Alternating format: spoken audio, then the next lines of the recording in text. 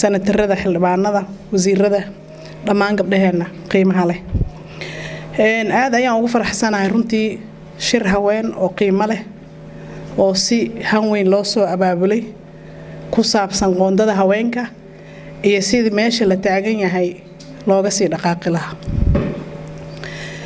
women haddaanahay we have a power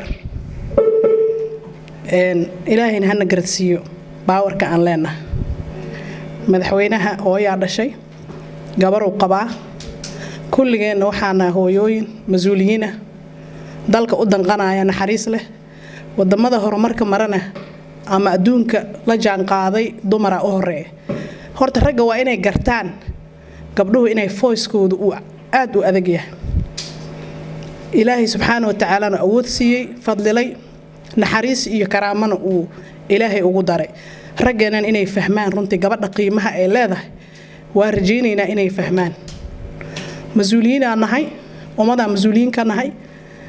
ninka ragga ama qof kasto mas'uul ah oo wada qalad anagu maxaa la yiraahdaa hogaaminayna kama yeeleno xaqiiqatan waxaan u arkaa Soomaaliya way ka tagtay xilliga la dhihi jiray qofkaas waa dumar aqoon aan leenahay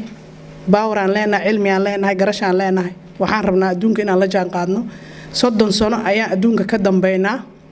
maalin walbana gabdhaheena way ooynayaan heer oo waxaan gaarnay aroosyadii iyo cid la isugu turay aysan jirin sababtoo ah khilaafka cadawgu ka faa'iideysanaya dadka haday isku duuban yihiin ay hore rabaan inay u socdaan wax ka faa'iideysanaya malahan marka arintan khilaafka muddo soo socotay gogashii afraad loo fadhiyo waxaan sugaynaa inuu ka soo baxo cod iyo wadadii saxda ahayd oo doorashada lagu aadi lahaa qoondada haweenkana waxay baryayaan ma we have a voice waxaan u baahanaa inaan helno qoondadeena rasmiga ah anagoo cidna ka bariyeen inay waliba ku soo baxdo go'aamada ka soo baxaya shirka annagana waa isku duubanahay dal iyo dibad xiriirkeenana waa dheer yahay waxaan rabnaa inaan dalkeena ku hogaamino sida cadaaladda ah qaybteena aan qaadano insha Allah ta'ala. Assalamu alaykum wa rahmatullahi wa barakatuh.